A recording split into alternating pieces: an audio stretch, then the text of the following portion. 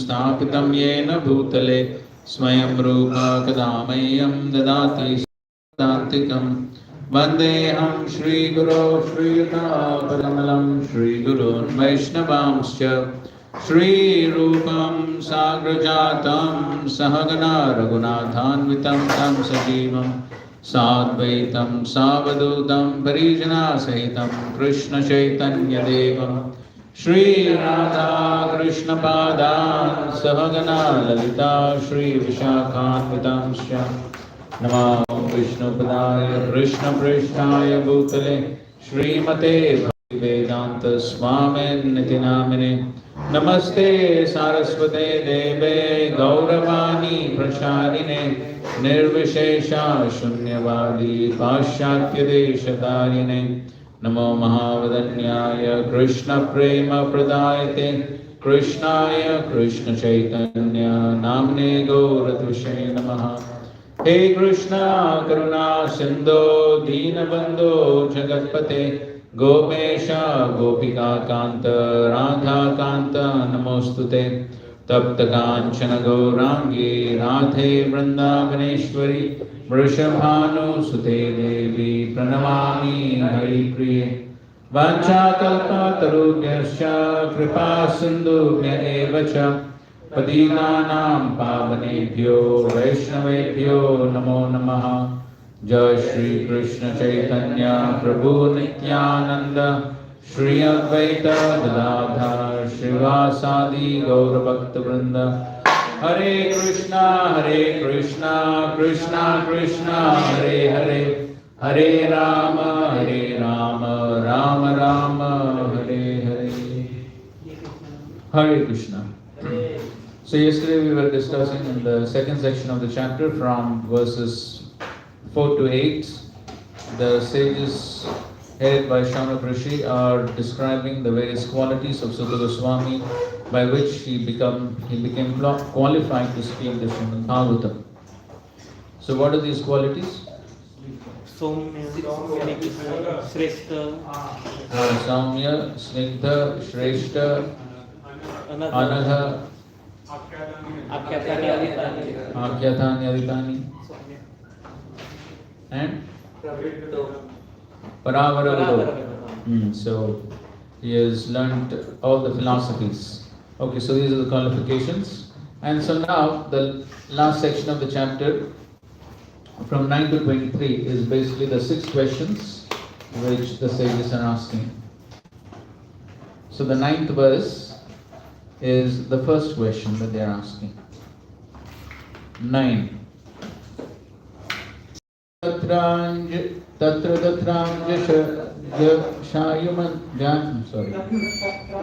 tatranyashayushman bhavata yadvinishchitam pumsam ekantata shreyas tanna shamsitam arhasi. Please therefore, being blessed with many years, explain to us in an easily understandable way what you have ascertained to be the absolute and ultimate good for the people in general. So this is the first question that they're asking. What is the ultimate Shreya? Ekantata Shreya. So the one ultimate good, Shreya, for all the people. So that is what they're asking. Today morning's Bhagavatam class, Srila Prabhupada was speaking about prayers and shreyas. What is the example Prabhupada gave? Wanting to play, that is prayers. Correct. So here they're asking about shreyas, the ultimate good. So in this purport, Srila Prabhupada is writing an important statement.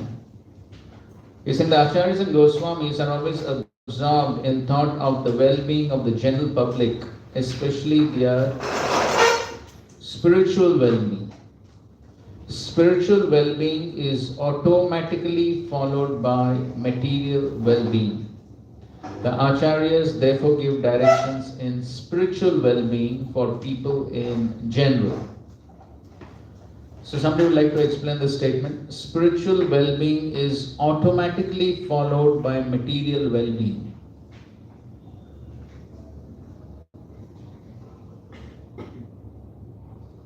how does it take place? Yes, bro.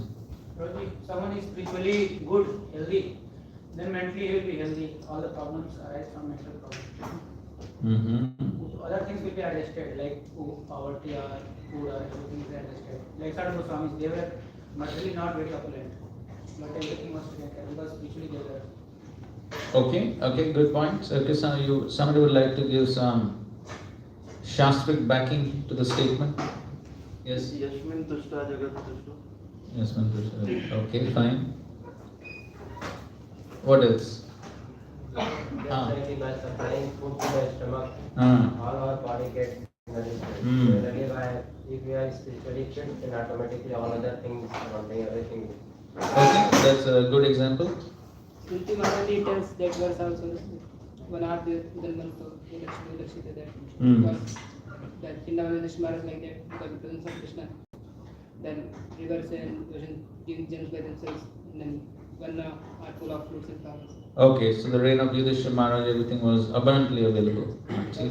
Hey, Prabhupada gave example in his book that how by watering the roots of the tree, all the parts they will get nourishment. Okay, that's another example. Watering the root of the tree. Sure. We can see the example of Sudama, Hmm. that he didn't expect it, Hmm. material well-being at all. Although his wife said Hmm. he should go there and ask for it. And then he was being given automatically. Okay, that's also a good example. When Prahlad Maharaj went to Paris, he Hmm. saw a saint person. Hmm. Though he has not taken, apparently he has not taken, but still he was healthy and Okay, the Avadut Brahman. Okay, fine. Hmm. Roji, can we take this example? Guru Dhamula, from spiritual world, image is material world. Hmm. So spiritual life is good, then material life is good. Okay, a good logical interpretation. Okay, so Srila Prabhupada comments on the statement. Where is it?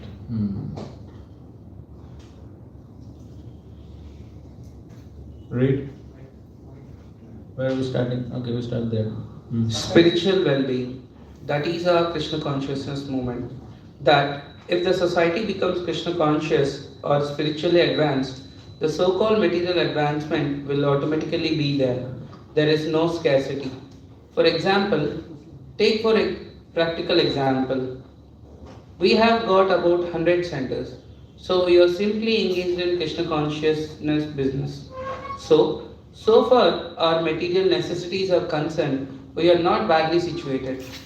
We are living in a nice house, we are eating nice foodstuff, we have got nice dress, and the devotees look very nice, bright faces. What is around there? What is around there? But they are not busy for earning money or going to the office or going to the factory or so many other sources of revenue. They are depending on Krishna and Krishna is supplying them. Krishna says, Yogakshemam vahamyaham tesham nityabhiyuktanam. If anyone is completely engaged in spiritual advancement of life, then Yogakshemam vahamyaham. I take charge of Yogakshemam. Yogakshemam means what is not in possession, to supply that thing. And Kshema means what is already possessed, to protect or for welfare activities. So, just like if a child is completely dependent on the father, parents, the parent has the sense that my child requires at this time this thing. They already there. He has got to bother. The child does not know to ask from the parents, but the things are there. Similarly, our Krishna, he is supplying everything, everyone. Eko bahunam yo vidadati kaman. Actually, Krishna is supplying everything. Okay, so Yogakshemam Vahamyaham.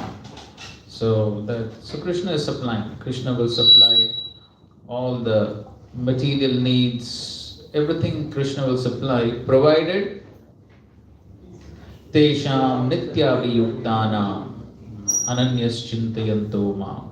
So if one is fully engaged in Krishna's service, then Krishna can provide. In the Chaitanya Charitamrita, we have the example of Srivas Thakur. When he was asked, how do you maintain your family, what he said? 3 times like What is the meaning? One day, I don't play 3 times. If I get food, I eat, and otherwise, I jump into water. So he's complete dependence. Yes. So he said, after I clap 3 times, not only food, if I don't get whatever I want, then I will tie a stone around my neck and jump in the Ganges. And then Mahaprabhu said something more also. Lakshmi. If it doesn't happen, you're so much dedicated. If it doesn't happen, even if Lakshmi Devi goes in begging, nothing will fall short for you. Correct. So what should we do? Simply clap? Srivas Thakur was not only clapping, he was doing something more also. Yes. So we have to do our duties, our services to please Guru and Krishna. That's the spiritual well-being. The spiritual well-being is to be properly situated in Krishna consciousness. And then one need not worry about material needs. Krishna will take care. So sometimes the tendency seems to be to do the opposite. And that is, one thinks of the material well-being, one thinks, oh, material well-being, I have to think of that first. Spiritual well-being, second. Because what is, again, the concept of prayas and shreyas. So, material well-being seems to be the immediate need. And so therefore one tends to think more of the material need than of the material well-being than the spiritual well-being. But that's not the case. It's exactly the opposite. Only we need to have faith in this. So, as Srila Prabhupada is talking about a very practical example about all these concenters. So at that time, now of course, now we may say we have so many congregational devotees who are earning money, this, that. Now during those times, when Srila Prabhupada was on the planet and there were so many centers, who was earning? From where was all the revenue coming? Yeah, mostly it was all from book distribution. It was all from book distribution. And so in one lecture actually Srila Prabhupada says, we are fully dependent on Krishna. We don't even know from where we'll get our next meal. So that was the situation actually that time. There was no one earning. There was no one supporting the temples. They were fully dependent on Krishna. And yet, Srila Prabhupada says that even when I was coming to your country, I did not know whether I would get food to eat. But then now, I'm getting so much nice prasad. So the point is, we need to have this faith. Material well-being follows spiritual well-being. So our focus has to be on the spiritual well-being. And then everything else is taken care. Although sometimes brahmacharis tend to have some insecurities. Who will take care of me later in my life? When I grow old? When I'm diseased? Who will take care? So who takes care of anyone?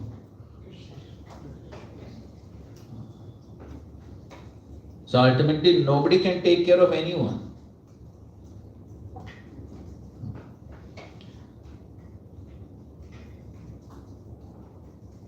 So therefore, if we have that faith on Krishna and we focus on Krishna consciousness, then the material well-being will automatically be taken care of.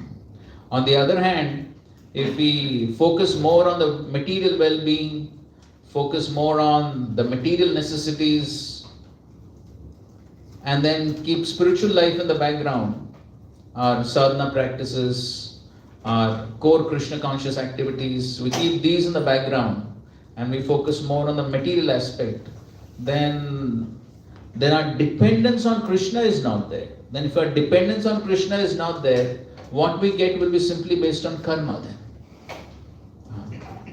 So therefore, as Prabhupada is writing here, in giving this nice example, that just like the child is completely dependent on the parents. And Prabhupada gives this example in many places. So the child is peacefully sleeping on the lap of the mother. Does the child have any anxiety?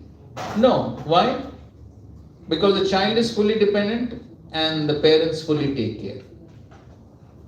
And so similarly, if the devotee is like a helpless child depending on the Supreme Father, then the Father takes care. As Prabhupada is saying, the parents know what the child wants and they give. The child doesn't have to bother. They will give. So therefore, the dependence on Krishna is very important. When the dependence on Krishna is there, then Krishna will provide. If we don't have the dependence and we think that we will take care of ourselves, then yes, then Krishna also withdraws his mercy. Then we have to take care of ourselves. How much can we take care of ourselves? Then it's a big challenge. Then it's a fight with Maya, taking care of ourselves. So, the whole process of Krishna consciousness is to increase that dependence on Krishna, to increase the surrender to Krishna. Anukulyasya sankalpa, pratikulyasya varjanam, rakshishititi vishwaso, goptritve varnam. Krishna will protect me, Krishna will maintain me.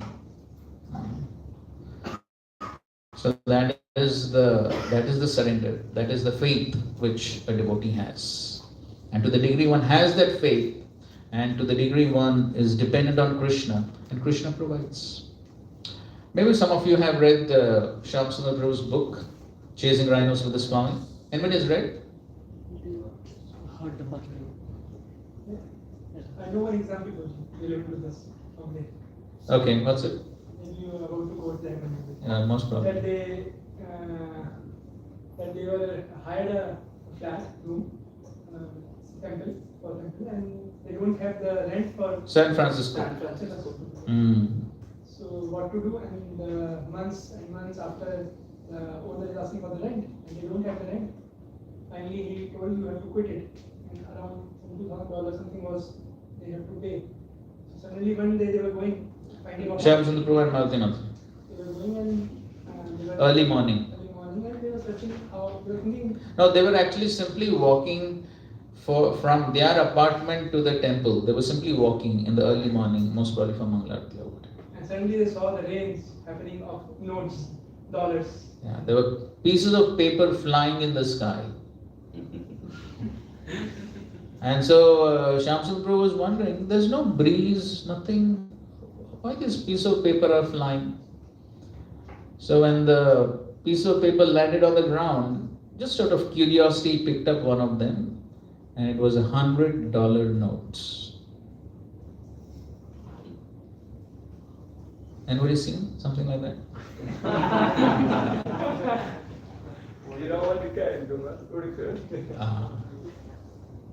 दोनों हो सकता है. So he collected all of those notes, $100 notes, and that was all the money that they required to pay their bills. So if Krishna wants to provide, then what's the difficulty? He can provide. He is Lakshmipati. Janaimas Prabhu, at least 2-3 times I heard him quote this incident in Mayapur. So Bhavan Prabhu was having some anxiety that how the Mayapur projects will take place, will happen, will flourish. So Srila Prabhupada would simply say, he is Madhav. Madhav means the husband of the goddess of fortune. So Can't he provide? So we can see the huge Mayapur project now, how many lakhs and lakhs of rupees every day are being spent, but Krishna is providing. But then the important point is spiritual well-being. If the spiritual well-being is not there, if the dependence on Krishna is not there, then Krishna will just withdraw. And if Krishna withdraws, then who can do anything? Srila Prabhupada also said, Krishna has 10 hands. If he wants to give with 10 hands, then how much can your 2 hands hold? And if Krishna wants to take with 10 hands, then how much can your 2 hands hold? So, that's our faith. Okay. And of course, that's what the disciples of Srila Prabhupada saw. Every day they saw such miracles happening. And there are so many stories. Just to cite a few, you may have heard about George Harrison and the $19,000 for the Krishna book. You've heard that? Right? In a lightning flash, George Harrison's mind changed. Yes.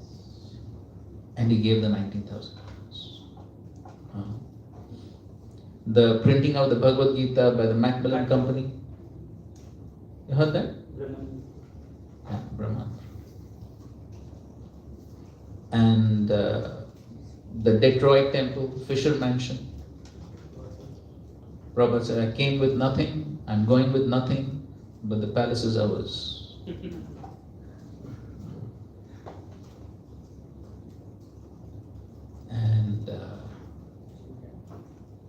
And of course, so many others.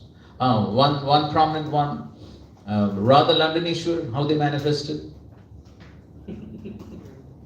The detailed installation was announced, everything was announced, nobody knew where the deities are going to come from. But they had faith. Prabhupada will do something he will do. And then they came. So, like that. There are so many miracles. So many miracles. In fact, one senior devotee commented that the very fact that ISKCON is running goes to show that Krishna is the Supreme Personality of Godhead.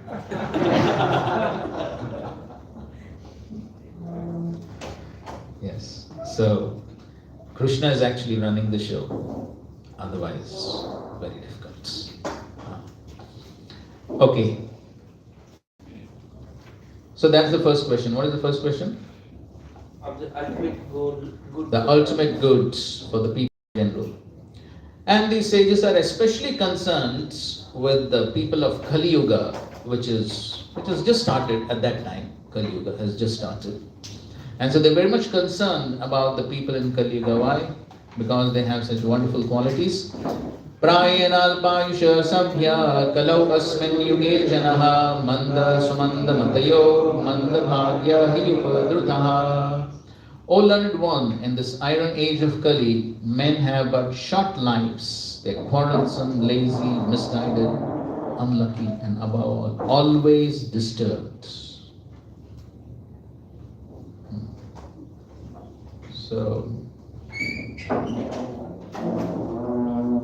So you may have heard lectures and many things on these verses, so we are not going to get in details. But there's one point Prabhupada writes, I think so, which is quite relevant to us. Prabhupada writes, in Kali Yuga, the duration of life is shortened, not so much because of insufficient food, but because of irregular habits. Important point to note. Prabhupada says, how to keep good health? By keeping regular habits and eating simple foods, not paneer every day. any man can maintain his health by keeping regular habits and eating simple food. Any man can maintain his health. Overeating, over sense gratification, over dependence on another's mercy, and artificial standards of living sap the very vitality of human energy.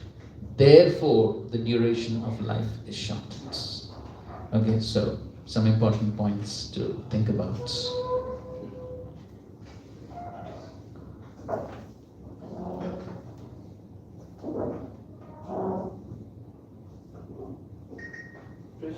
And then further down in the third paragraph of the purport, Prabhupada writes,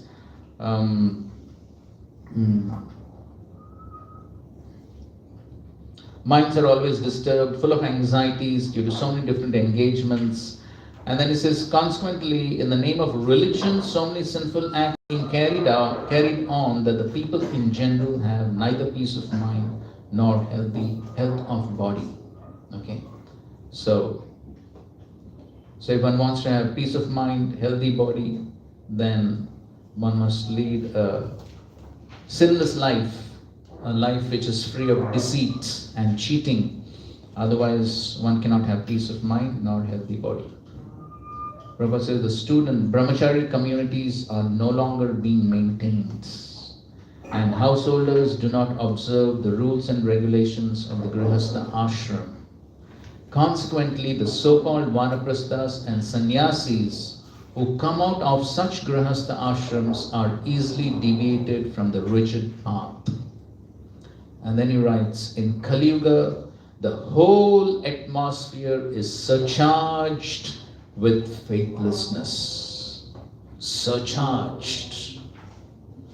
Very precise word, surcharged with faithlessness. So we can see that practically. Nobody has faith on anyone. Prabhupada says, just now we were talking of the example of the child totally dependent on the parents. But now what is happening? That very mother who's supposed to take full care of the child is murdering the child. Then one cannot have faith even on one's own mother. Then on whom else one can have faith?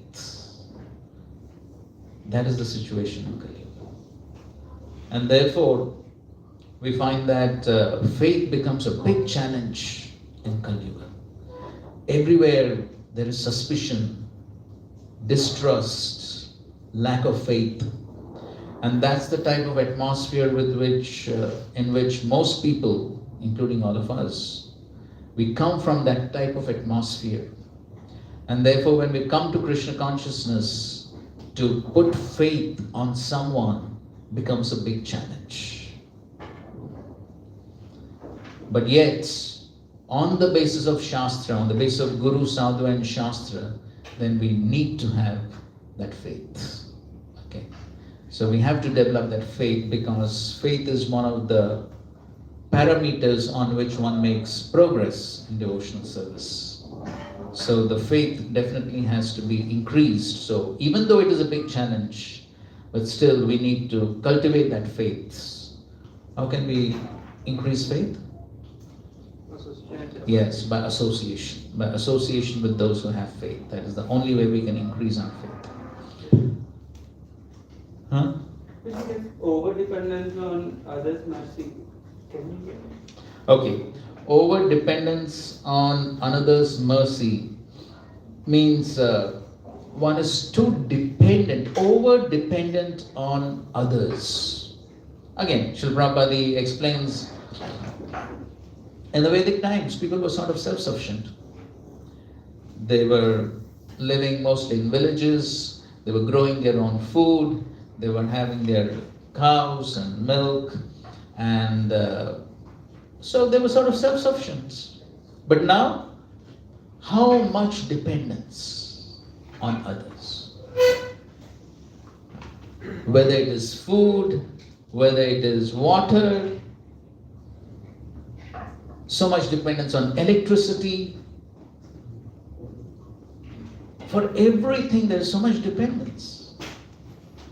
And so, if somebody does not cooperate, then a person feels he can't do anything. Because there's so much dependence, over dependence on another's mercy. There's a lot of over dependence. This we can see in brahmachari life also. How, like, in what parameters does this apply to brahmachari? Brahmachari is dependent on Krishna. Here, the overeating, it is comes in that context. Yes. So, he's saying overeating, over sense gratification, over dependence on another's mercy, and artificial standards of living sap the very vitality of human energy. Yeah, so all these, they sap. Sap means suck. They suck the energy.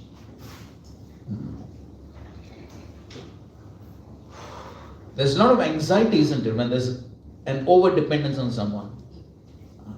Just like here, we are having this PowerPoints, and if I'm over dependent on this, and I'm over dependent on the electricity,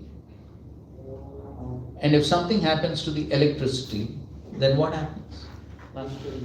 Then there is so much of disturbance. Huh? What's that? Oh, class cancel. That's what we teach in teacher training course, how not to cancel the class even though the PowerPoint may not work.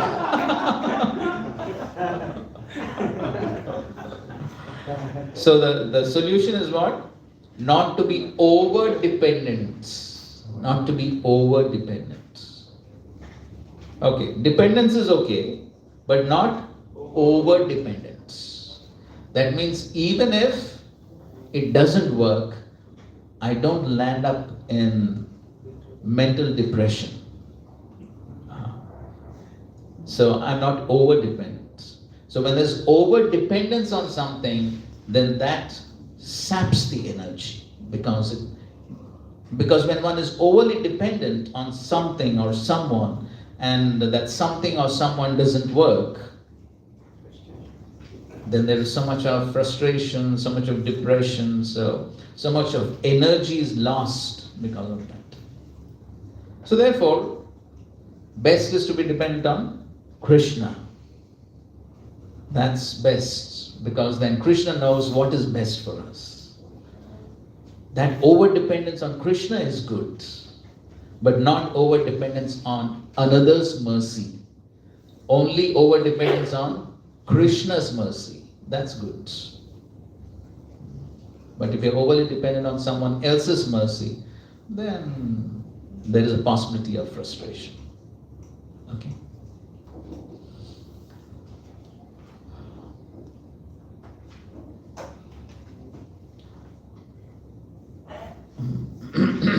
Okay, so the qualities of Kali Yuga.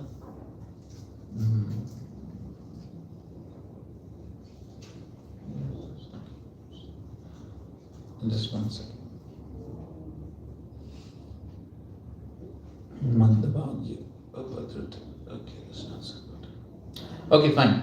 So let's go through the various questions now. We'll just go through the list of questions first, and then we will come back to a few purports. So these are the 6 questions. The first question we've just said, what's the ultimate good? Now, here there's some automation here. Okay. Too much dependence. So, what's the ultimate good? What's the ultimate good for the people? That's the first question in the 9th verse. And the answer is 1.2.6. Okay? The second question is, what is the essence of all the scriptures? That's in the 11th verse. So the 11th verse, let's recite. भूरीनि भूरि कर्माणि श्रोतव्यानि विभागशः अतः साधोऽत्र यत्सारं समुद्धृत्य मनीषया भूरि बद्धाय भूतानां येनात्मासु प्रसीदति. There are many varieties of scriptures, but in all of them there are many prescribed duties which can be learnt only after many years of study in their various divisions. Therefore, O sage, please select the essence of all these scriptures and explain it for the good of all living beings, that by such instruction their hearts may be fully satisfied. Okay, so this is the second question. So basically the question is, what is the essence of all the scriptures? And explain it so that the living beings are fully satisfied. Yenatma suprasidati.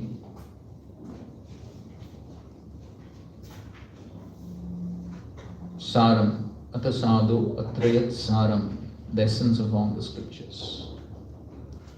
The answer to this is basically the 28th and the 29th verse of the second chapter. 20th and 29th. Yes, 20th and 29th of the second chapter of the first canto. Okay, then the third question is the 12th verse. Sutajanasi badhrante bhagavan satvatam pati devakyam vasudevasya jato yasya chikirshaya. All blessings upon you, O Suta Goswami. You know for what purpose the personality of Godhead appeared in the womb of Devaki as the son of Vasudeva. Okay, so this is the third question. So what is the purpose for which the Supreme Personality of Godhead appeared in the womb of Devaki as the son of Vasudeva? And the answer to this question is 1 to 34, and of course in the 10th canto also. 10th canto. Fourth question is the 17th verse.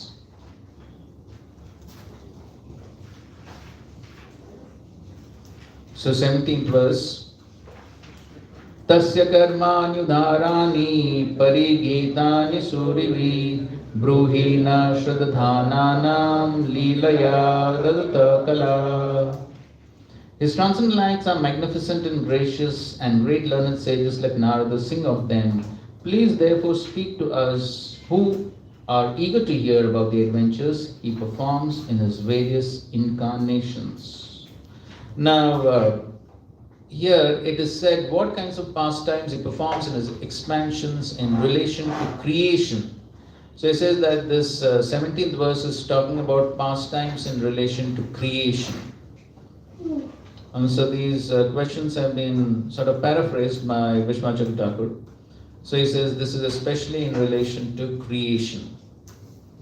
And the answer to this is 1.2.30. The next question is the next verse, the 18th verse. Athakya hi hare dhiman avatara kata shubha leela vidata svairam ishwarasyatma mayaya. O wise Sutta, please narrate to us the transcendental pastimes of the Supreme God, its multi-incarnations, such auspicious adventures and pastimes of the Lord, the Supreme Controller, are performed by his internal powers. So these are the various pastimes of the Leela avatars. Avatar, Katha, Leela. So this is the activities of the Leela avatars. That's the fifth question.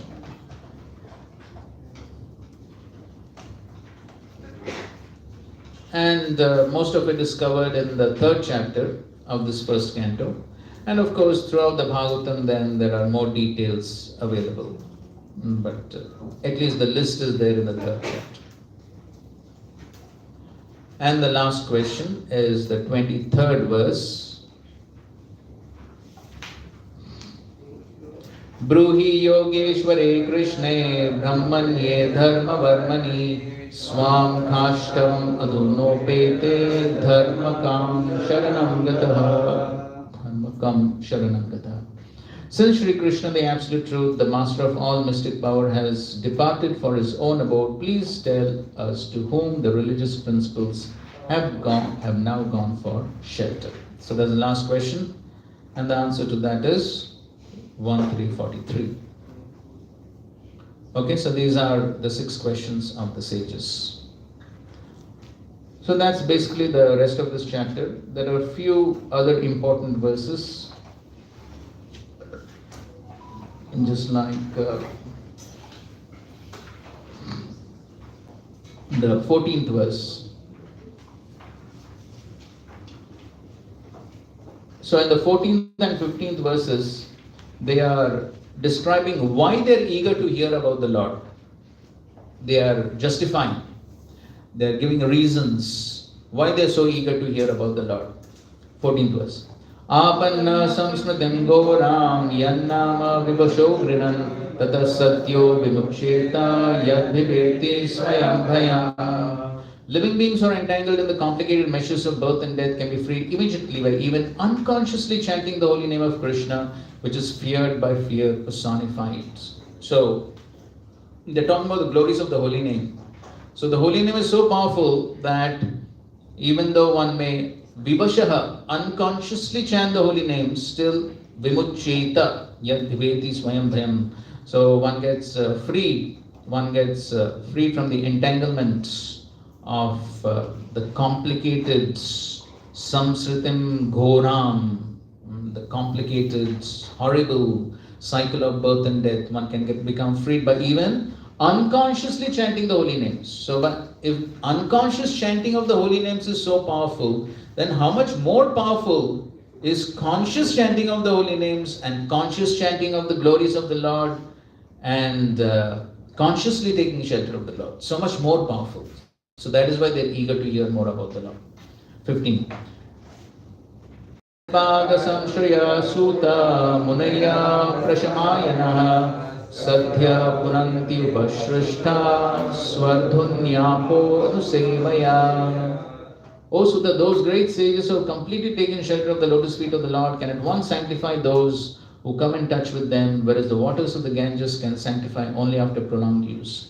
So this is again a glorification of the Lord. They're saying those sages who take shelter of the Lord, Yatmada Samshrayaha. So by taking shelter of the lotus feet of the Lord, the Munis, the great sages, they are able to sanctify Punanti. So by taking shelter of the Lord, these sages become so powerful. Then how much more powerful the Lord will be? By taking shelter of the Lord, these sages are able to purify. Then how much more powerful the Lord will be? So it's an indirect glorification of the Lord. That is why they are so eager to hear more and more about the Lord.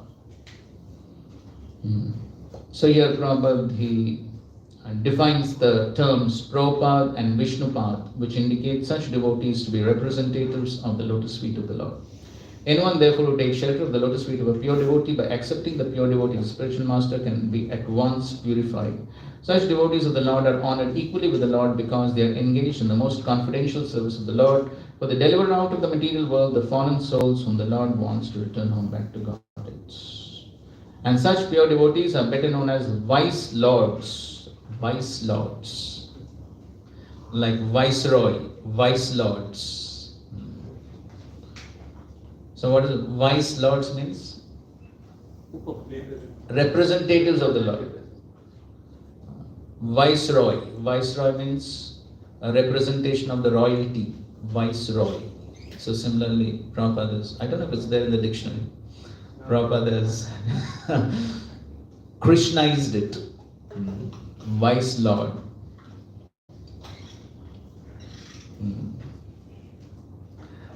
Okay.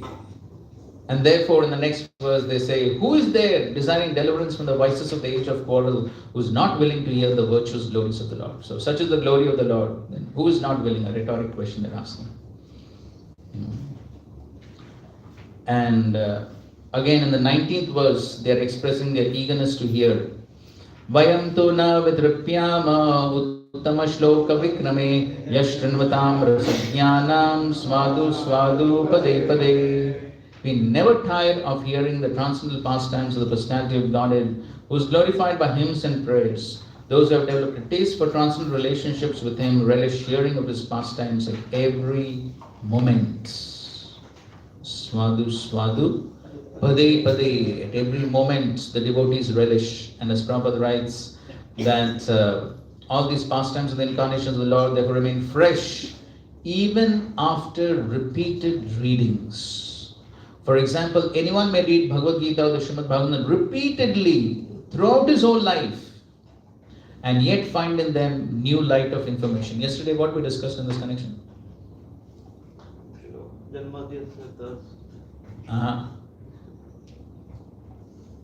What is there in the third verse?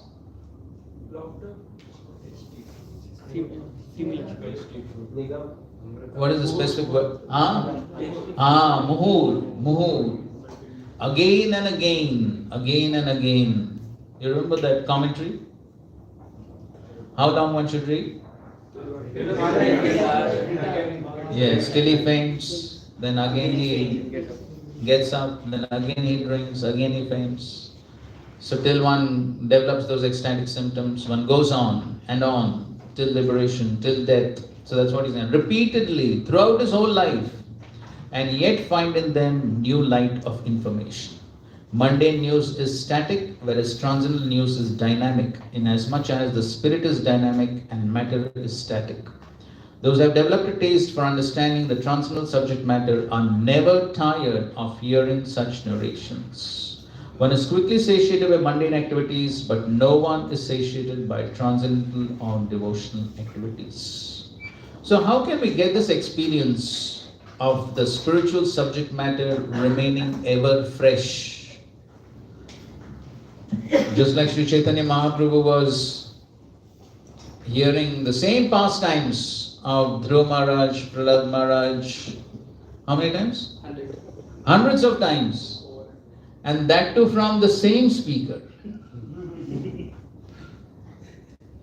At least if there's a variety of speakers, subject matter of Bhagavatam is the same, but at least there's a variety of speakers, some variety. But no variety in speaker, no variety in subject. Still Mahaprabhu is hearing. Not falling asleep. With great attention, with great relish, he's hearing. So how can we keep this subject matter ever fresh? Faith. Faith in what? Faith in the pastime. Okay, faith in the scriptures, okay. Hearing more and more. Hearing more and more, okay. Anudinam. When we hear from a person who has the qualification as Guru Goswami was having, when we hear from such a person, we have such experience. Okay. So the onus lies on the speaker. Major.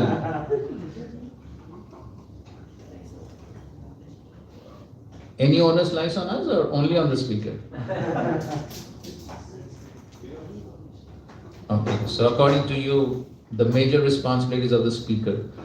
If you're not feeling enthused in the class, who's responsible? The speaker is responsible. Don't blame us. Don't blame us for sleeping in the class. The speaker is responsible, wholly and solely responsible. Huh? What's that? Over it, then we can sleep. Okay, if you over it, we'll sleep. Okay. But how to maintain the freshness of the subject matter? Develop taste. What's that? Taste. You develop taste. How? By reading again. By reading again. Okay. Sunday but drastic Krishna that your knowledge remains with blessings of Guru and Krishna. Okay, that's a good point. That's a good point. By blessings of Guru and Krishna, yes, the subject matter can remain fresh. Akshay? Develop taste by serving devotees, pure devotees. Yes, very important. That verse is going to come now. Vasudeva Kataruchi Syan Mahat Sevaya Vipra. Yes. And then repeating that to other devotees also, like chanting. Okay, chanting, repeating it to others, yes. Madhu? Okay, simple. Huh? Putting faith on the speaker also, the who is speaking the Bhagavatam. Yes, having faith on the speaker, yes, that's also important point, huh? NOI 7, Syar Krishna. Okay, NOI 7th verse we were discussing yesterday. So, Smaranam and Mananam, so we should contemplate more that what he is speaking.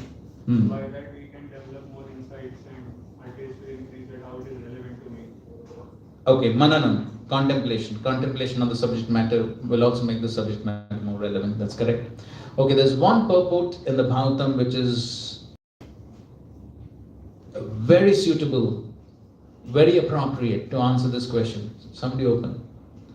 4th canto, 30th chapter, verse number 20.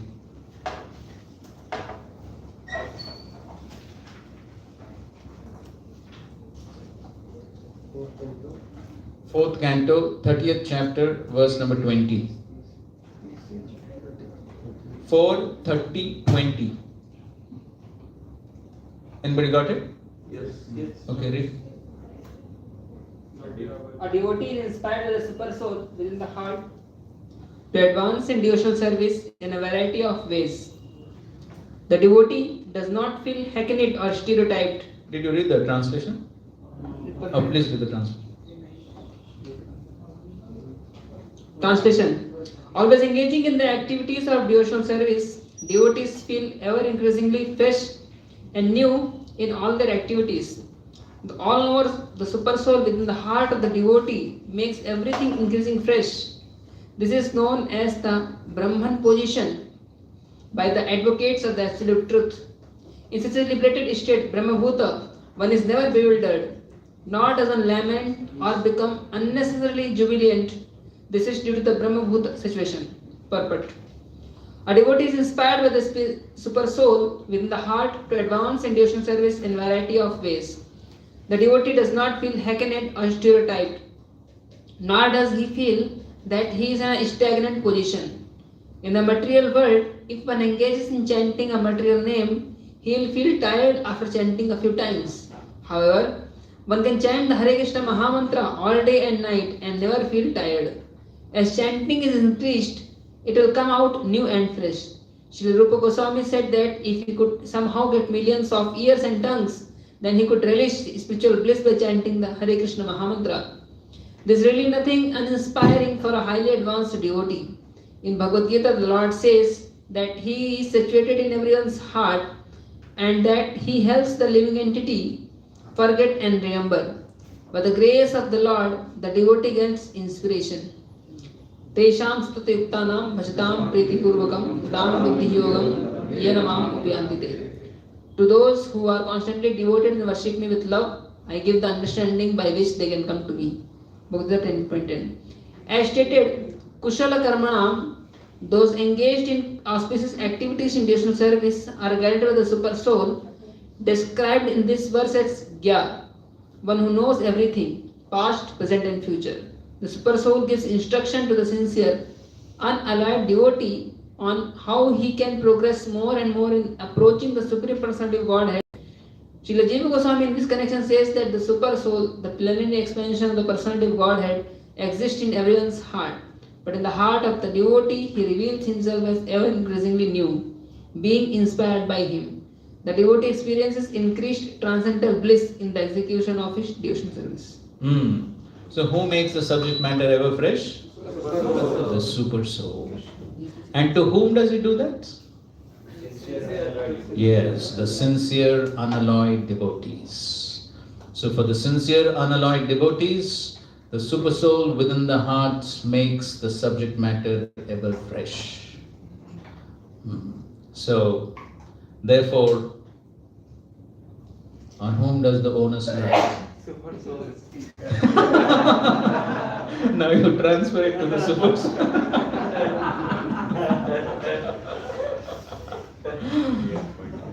Just see, the conditioned soul doesn't want to take responsibility.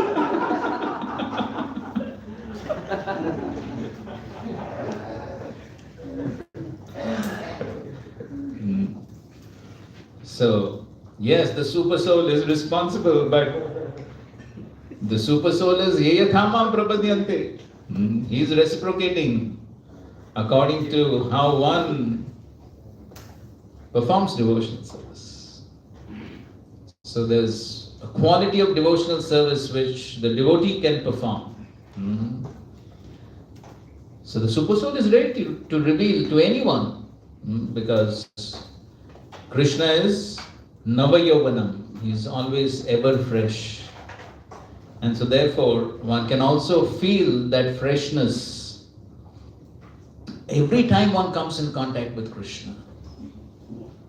Bhagavatam, as we were discussing the other day, every syllable, every akshara of the Bhagavatam contains what? Contains what? Prema, prema. Prema aksharaya, varsha. Every akshara of the Bhagavatam is raining prema. That means non-different from Krishna. And Krishna is ever fresh. Navayavana. So that realization can be given by Krishna himself, the super soul within the hearts. And therefore Prabhupada is writing in that purport, there can never be anything uninspiring for a highly advanced devotee. There can never be anything uninspiring because Krishna is giving that inspiration. At every moment, swadu swadu pade pade. At every moment, Krishna is giving that inspiration. And therefore, Srila Prabhupada was reading his own books. Who does that? Srila Prabhupada was relishing reading his own books, hearing his own books, because he was not perceiving them as his books. He was perceiving them as Krishna's words. And so he was relishing Krishna every time he heard, every time he read. So the more Tesham Satati Yuktanam Bhajatam Priti Purvakam, the more we render that loving devotional service to please Guru and Krishna, the more Krishna reveals himself, and the more Krishna reveals himself, then spiritual life will be very dynamic, never static. Everything will be ever fresh. One will never feel, oh, I heard this so many times. Because every time one reads, even though a parent is saying, Krishna will reveal newer and newer realizations every time one reads. Therefore, it's never boring.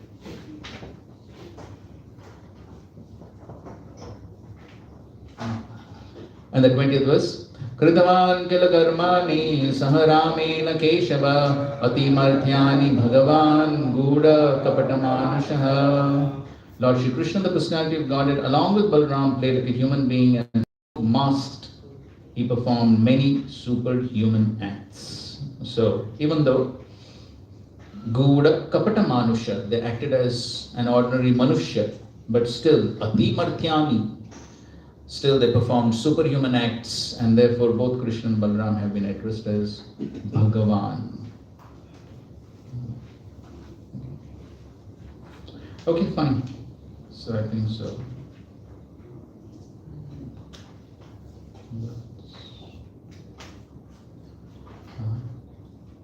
Okay, we'll recite 21 also. Kalimagatam ajnaya kshetresmin vaishnave vayam asinagdita satrena kathayam sakshana hare. Knowing well that the age of Kali has already begun, we are assembled here in this holy place to hear at great length the transcendental message of Godhead, and in this way perform sacrifice. Okay. Kalim Agatam. So Kali Yuga has just started. So Prabhupada writes in the purport, the sages of Naimisharanya began this process in a place meant specifically for the devotees of the Lord. They prepared themselves to hear the pastimes of the Lord over a period of 1000 years. By the example of these sages, one should learn that regular hearing and recitation of the Bhagavatam is the only way for self-realization.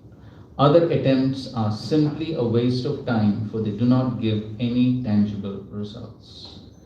And Lord Chaitanya Mahaprabhu preached the system of Bhagavatam. And he recommended that all those who were born in India should take the responsibility of broadcasting the messages of Lord Shri Krishna. Primarily the message of Bhagavad Gita. And when one is well established in the teachings of Bhagavad Gita, he can take up the study of Srimad Bhagavatam for further enlightenment in self-realization. Okay, so first of all, one needs to be well established in the teachings of Bhagavad Gita and then take up the study of the Srimad Bhagavatam. Thus, in the Bhagavatam purports of the first canto, first chapter of the Srimad Bhagavatam entitled Questions by the Sages. Okay, any questions before we go to the second chapter?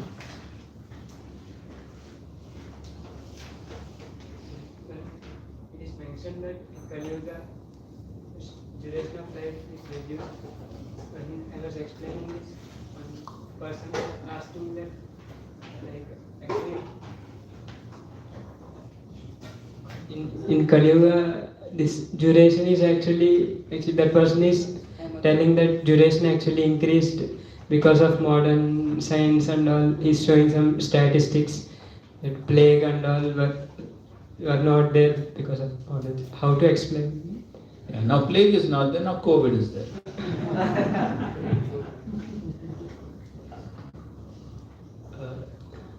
Somebody asked Srila Prabhupada in the US, Swamiji, you come from a place where death rate is very high. Srila Prabhupada said, death rate everywhere is 100%.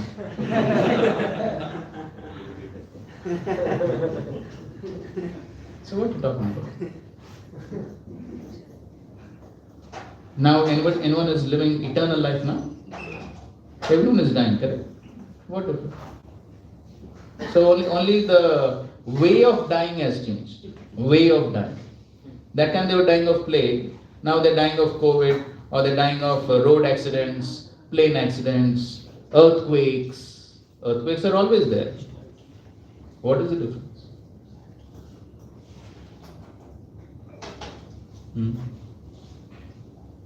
This name of chapter, name of canto, Bhagavatam.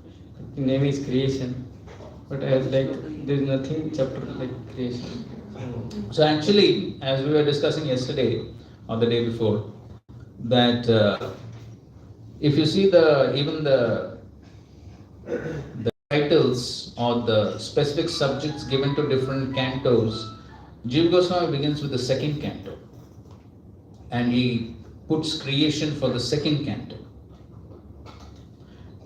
And actually there was one devotee who did a presentation on the 10 subject matters of the Bhagavatam, and he also said exactly the same thing, that actually even Srila Prabhupada, when he first gave the various subjects to the various cantos, he also started with the second canto, and he gave creation sarga to the second canto.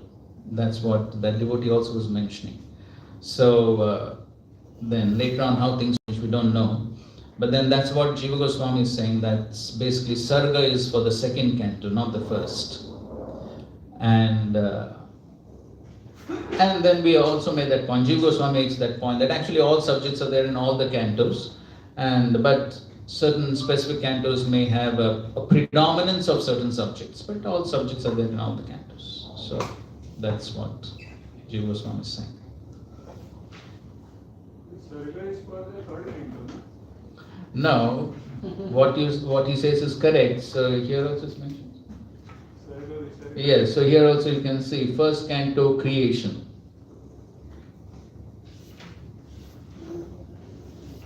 Even in the Veda base you can see first canto creation. So anyway, it's not a very major topic to debate upon. It doesn't make a big difference. The content is more important than the title. Yes. So in the 20th verse, the word kila means what? So this also appears to be a question. Like what activities did Krishna Balaram do? So why there are 6 questions only? This also appears to be a question.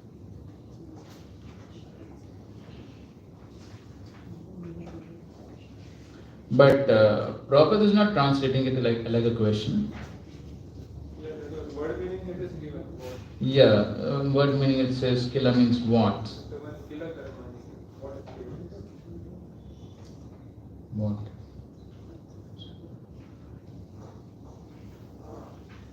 Anyway, I mean, at least the translation is not a question. So the acharyas are not putting it as a question. That's all I can say. For the first verse, you have explained us the different angles of the acharyas. Do we have for other verses, like in that way? Second and No. Only for the first verse there is a lot of variety of different meanings and all that. Only for the first verse, not for. All right. Prabhuji, I heard in lectures that these 80,000 rishis they assembled in Yajna. And now where they are saying that no, we assembled for hearing.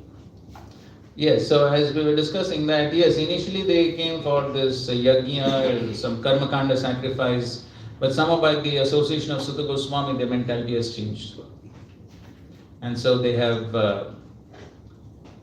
become interested in bhakti and hearing the pastimes of the Lord. So that's due to the association of Sutta Goswami. Yes. We were reading yesterday in the commentary also.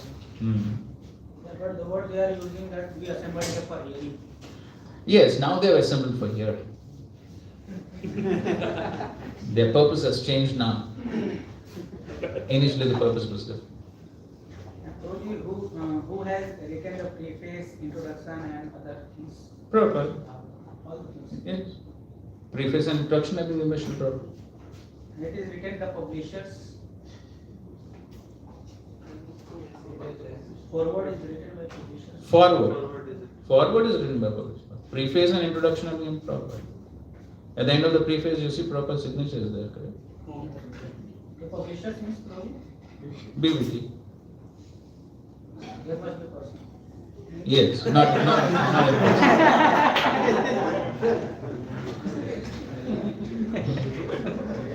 You can find out who are they. Prabhuji asked that question. So just like Krishna says in Bhagavad Gita, Yajnanam Japa Yajnasmi. And in 4th chapter there are different kind of sacrifices that are mentioned. Hearing cannot be considered as yajna. Yeah, this is Sankirtan Yajna. Yes, this is also Yajna, that's correct. So what the rishis are saying, that yajna, so this is also one kind of yajna. Yeah, this is also Yajna. Yeah, that's correct. And probably it is written for that one is well established in the teachings of Bhagavad Gita. Does it mean that accepting Krishna as the Supreme Personality of Godhead, that is something that's very established? So one should be well established in Bhagavad Gita before reading the Bhagavatam. Yeah, so one should understand the basic philosophy. Srila Prabhupada said the Bhagavad Gita is ABCD. So without understanding the basics, how can one build up on more advanced topics?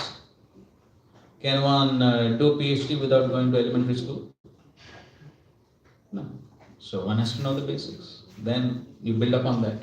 So that's why I said Bhagavad Gita, ABCD, then Bhagavatam, graduation, CC, post-graduation. Then Mukund Prabhu was reading that quote. So everything has to proceed systematically. Alright, so we go to the second chapter, Divinity and Divine Service. These are some of the sections. So in the first 5 verses, Sutta offers his respects to Shukadev and Vyasa and appreciates the sage's inquiries. 6 to 11, pure devotion to Krishna is the supreme dharma. 12 to 22, hearing Bhagavatam, process of achieving pure devotion to Krishna. 23 to 29, Krishna Vasudev is the supreme goal of life. And 30 to 34, the Purushartharas create and maintain. So let's go to the first verse. Vyasa uvacha iti samprashna samrishto vipranam raumaharshane pratipujya vachastesham pravaktum upachakrame. Ugrashrava, Sutta Goswami, the son of Raumaharshan, being fully satisfied with the perfect questions of the Brahmanas, thanked them and thus attempted to reply. So now Sutta Goswami is beginning his replies to the sages, and he is beginning with first of all offering his respects and glorifying his spiritual master Shukadeva Goswami. So in the next two verses he is basically glorifying Shukadeva Goswami. Second verse. Sutta uvacha yam pravrajantam manupetam apeta krityam dvaipayano viratatra juhava putreti tanmayataya tarabobhinetus tam sarvabhuta hridayam munim anantosmi. Srila Sutta Goswami said, "Let me offer my respectful obeisances unto that great sage Shukadeva Goswami, who can enter the hearts of all.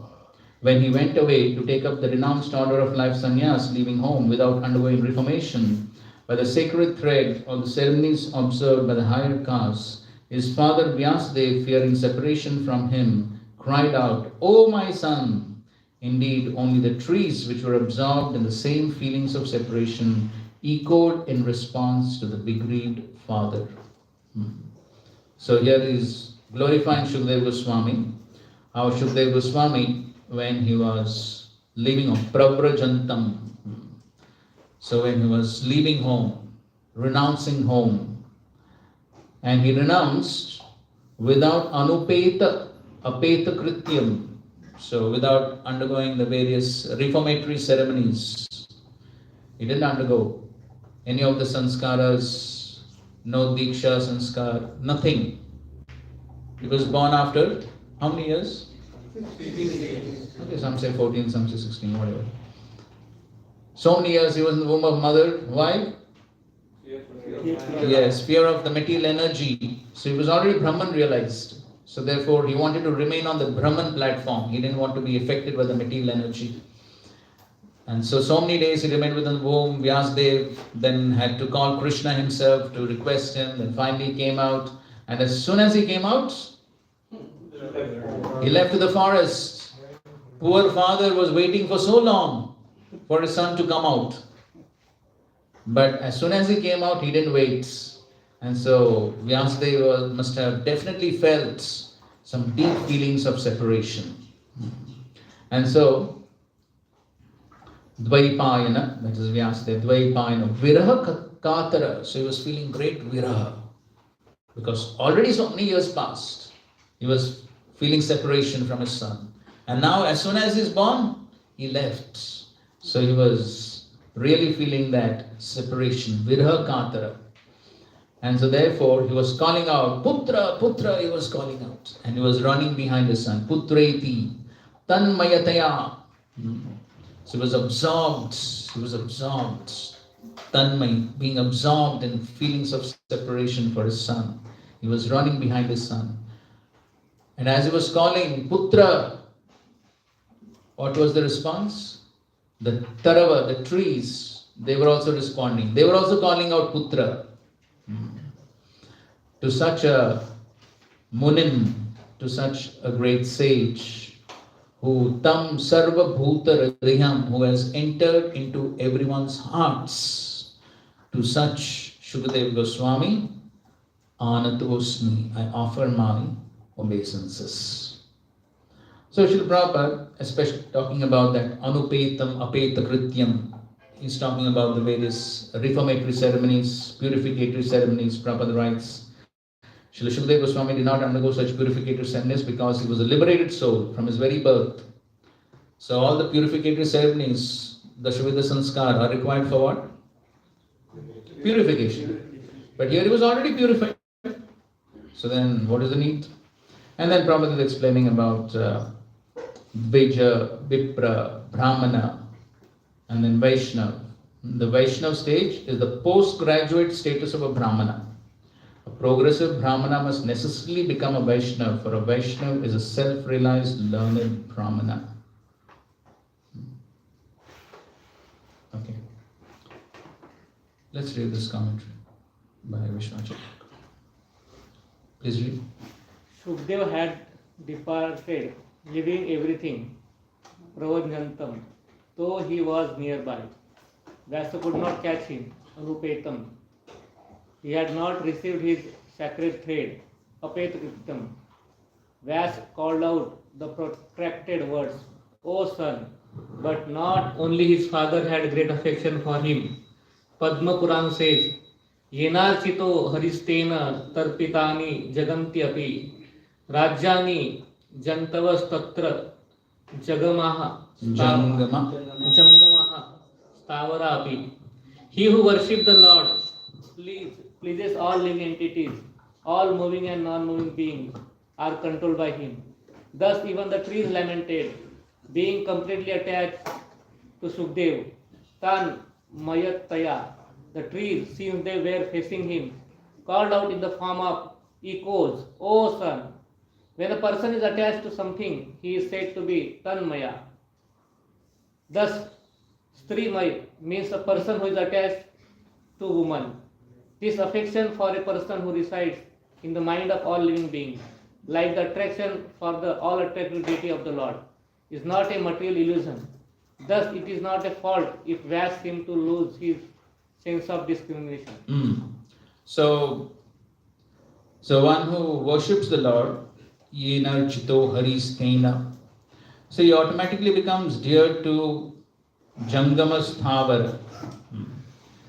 So this is a footnote. This verse is quoted in the Bhakti Rasamrita Sindhu 1.1.28 to illustrate the first two types of Shubhadha. His affection for the world and the world is affection for him. Somebody remembers? 4 aspects of Shubhadha. Net of devotion.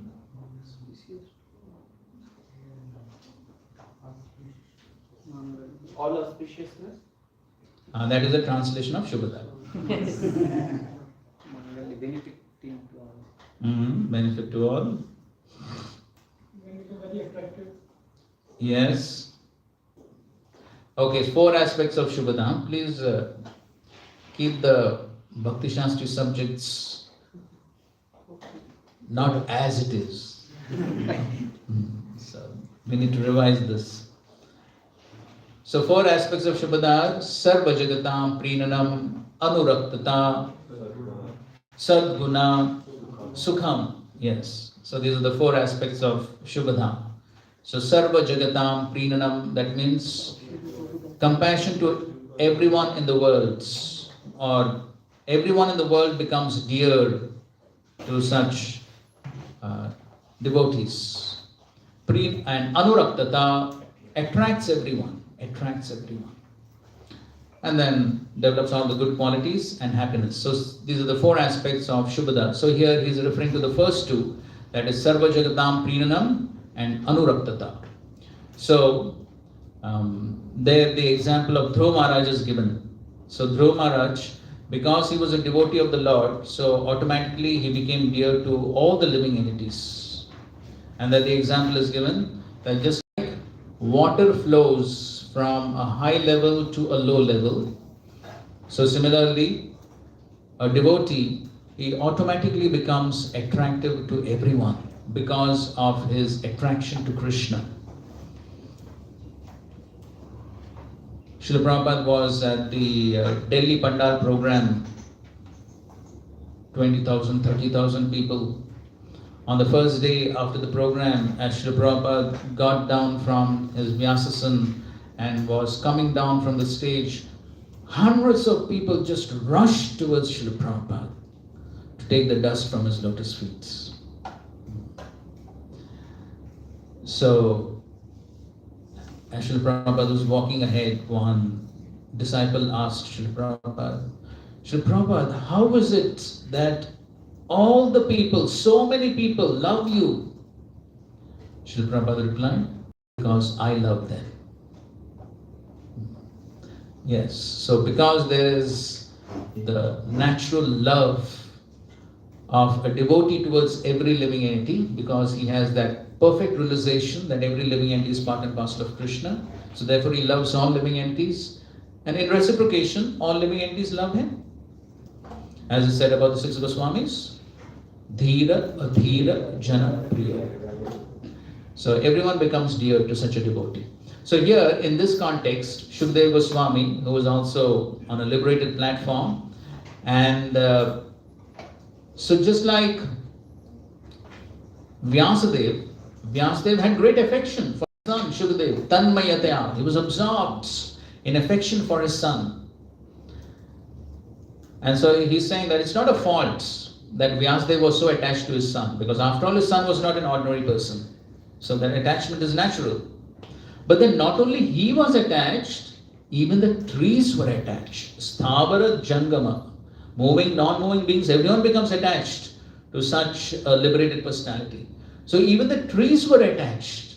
And so as Vyasa was calling out, "O Putra," the trees were also calling out, "O Putra," in separation. Because the trees were also feeling great separation and great attachment to Shukadev. Why? Because Shukadev is a great liberated personality. So this is one meaning. He gives one more meaning. Please continue to read. Or there is another meaning. The trees as another form of the Shukdev Tan Mayataya call out in echo, "O son," to answer Vyasa. "If I am your son, then you are also my son." Illusion is the cause of thinking, "I am the father, you are son." Who is the son of whom? And who is the father of whom? Enlightening Vyasa about this truth, they hint, "Why are you bewildered?" For establishing attachment to Shukadev, it is then described that he had entered into the minds of all living entities, Sarva Bhuta Hridayam Munim, by the power of his yoga. That being so, let him also enter my heart and speak the Bhagavatam through my mouth.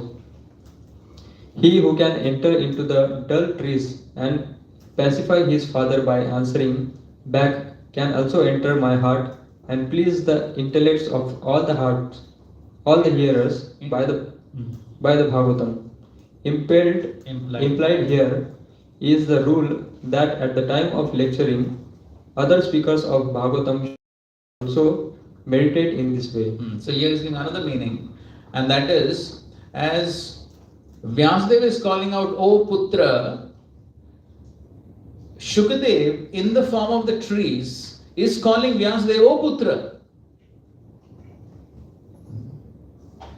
So Shukadev entered into the trees and he is calling out to Vyasa, "O Putra."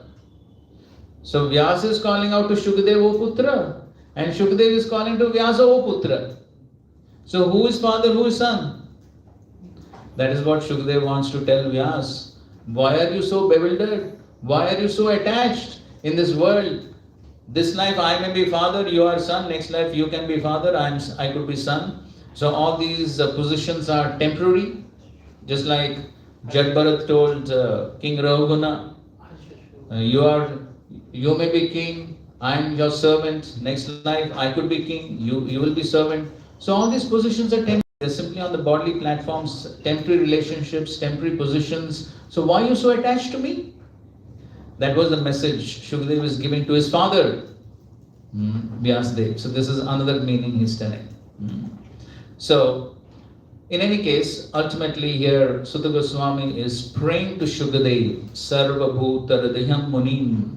So just as you have entered into the hearts, into the minds of all the living entities, please enter into my words, please enter into my mouth and give me the words to speak. Give me the words to answer the questions of Shaunakadi Rishi. And as Vishnu Thakur is saying, implied here is the rule that at the time of lecturing, other speakers of Bhagavatam should also meditate in this way. And so we find this etiquette being followed by everyone. So just like here, Sutta Goswami is offering his prayers to Shukadeva Goswami, requesting him to enter his mouth, enter his words, and give him the words. So similarly, later on we will find in the second canto, 4th chapter of the Bhagavatam, when Parikshit Maharaj asked Shukadeva Goswami a series of questions, and Shukadeva Goswami begins to speak, then first of all, Shukadeva Goswami offers a series of prayers to the Supreme Lord. And finally he is praying. He is praying to the Lord, "My dear Lord, just as you have entered into all the elements Please enter into my words and decorate my words. This is the mood of the Vaishnav. A Vaishnav never thinks he is capable of doing anything without the mercy of the previous acharyas. And we find the same mood of Srila Rupa Goswami as he's writing the Bhakti Rasamrita Sindhu. You remember what he says in the 6th verse of the Bhakti Rasamrita Sindhu? So there, he's praying to the Lord that as I'm trying to write this book, I am not at all qualified. You please give me the words, you empower me to write this book. And Srila Prabhupada writes there, this should be the attitude of all the preachers in the Krishna consciousness movement.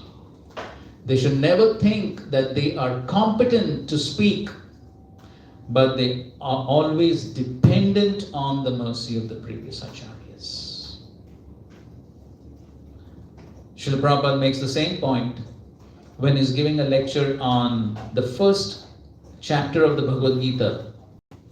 The first chapter of the Bhagavad Gita, in one of the signs of victory is Arjuna's flag has Kapidvaja, Hanuman. And Srila Prabhupada is giving a lecture on that verse, and Srila Prabhupada says, just see, Arjuna, he's taking shelter of the previous warrior Acharya, Hanumanji. So similarly, a Vaishnav, he always considers himself helpless without the mercy of the previous acharyas. And that same mood was that of Srila Krishnadas Kaviraj Goswami as he's writing the Chaitanya Charitamrita. The same mood.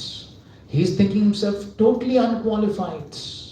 Lower than Jagai and Madhai, worse than a worm in the stool. Anyone who takes my name loses all pious credits.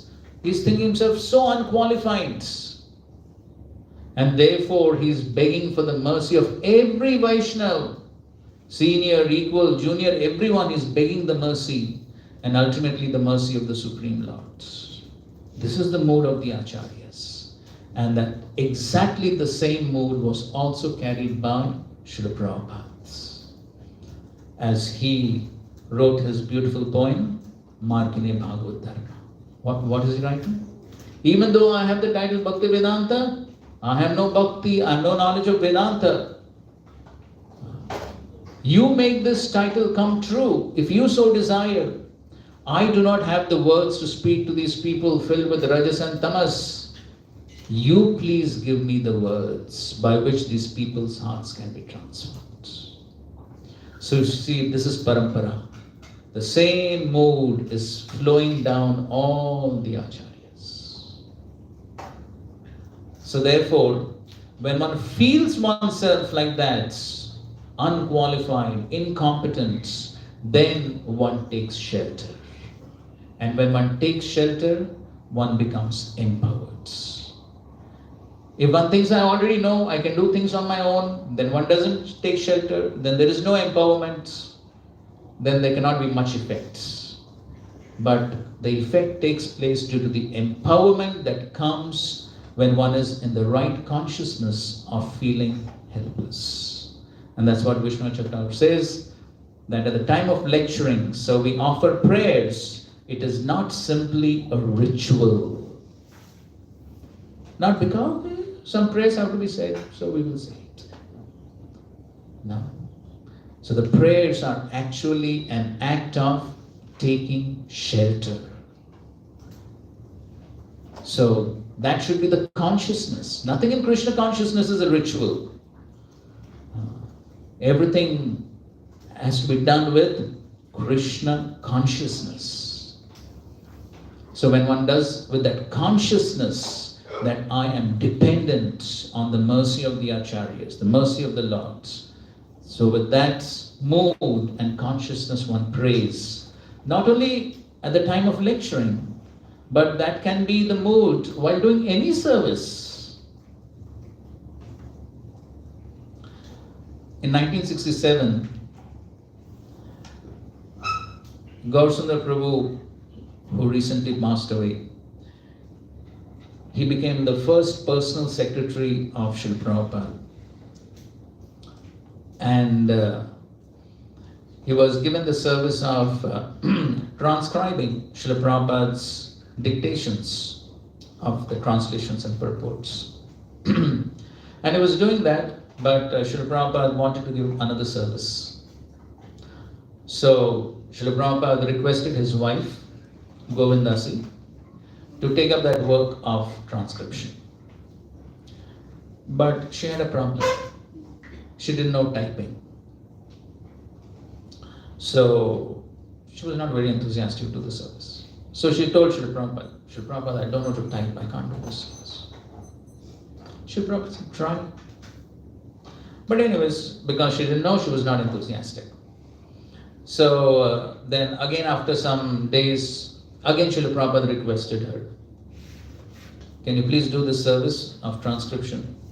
Again she said, no Srila Prabhupada, I don't know how to type. Please try. Okay, still nothing happened. So then another time, again Srila Prabhupada requested, please can you do the service of transcription? No, I don't know. Then Srila Prabhupada said, okay, I will teach you 2 prayers. Before you begin your typing, you offer these 2 prayers. Somebody knows which are these 2 prayers? Om Agyanatindasya and Rupa Goswami's second. Yes, Sri Chaitanya. Yes, these are the 2 prayers Srila Prabhupada taught Govindasi. Om Agyanatimirandasya Jnananjana Shlakaya Chakshurunmilitam Yena Tasmai Shri Gurave Namaha Shri Chaitanya Manobhishtam Sthapitam Yena Bhutale Swayam Rupa Kadamayam Dadati Swapadantikam. Prabhupada said, chant these 2 prayers and try to type. And she did that. And such was the empowerment. By following that simple instruction of Srila Prabhupada, she learned to type.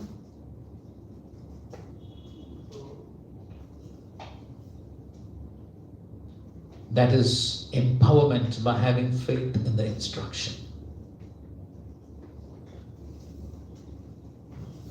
It's all based on faith. One doesn't have to do something magnificent. Even such a simple instruction as offering those prayers with faith can be miracles. And of course, such miracles have taken place again and again within ISKCON. A similar miracle took place as devotees, they were totally confused how to do the paintings for Krishna book. Maybe some of you have heard this pastime from Rameshwar Prabhu.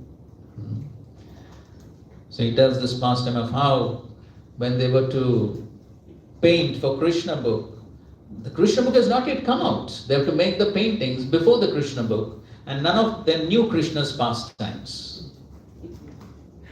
Then without knowing the pastimes, how to paint? Prabhupada, when the painters, they said, how are we to paint? Then Prabhupada gave a short description of each of those pastimes on which they're supposed to paint. And then he also drew a line diagram. You know what's a line diagram? Just a sketch, something, outline. And he gave them. They couldn't understand anything from that. Still, they were totally confused. They just couldn't make out what to do. Then Srila Prabhupada said, okay, next time when you sit to paint, you sit in front of the canvas and you simply chant and pray. You pray to the Lord, my dear Lord, our spiritual master has given us this instruction, but we are totally confused. We don't know what to do. Please give us the intelligence to paint. And that's what they did. Because they had faith in Prabhupada's instructions. They sat in front of the canvas, they chanted with all sincerity, with feeling of helplessness. They chanted the holy names, depending on Krishna. And then the magic happened. the most amazing paintings manifested. Those paintings have become world famous now. Even outside people, they take ISKCON's paintings, correct? Such magnificent paintings came out of those prayers of dependence on the Lord. And of course, the same thing happened even during the Chaitanya Charitamrita Leela. The 2 months marathon, same thing happens. So, here, Sutta Goswami, before beginning to speak the Bhagavatam, is also praying to Shukadeva Goswami so that he can speak words to enlighten everyone. Hare Krishna. We'll take a break and continue. Srila Prabhupada ki.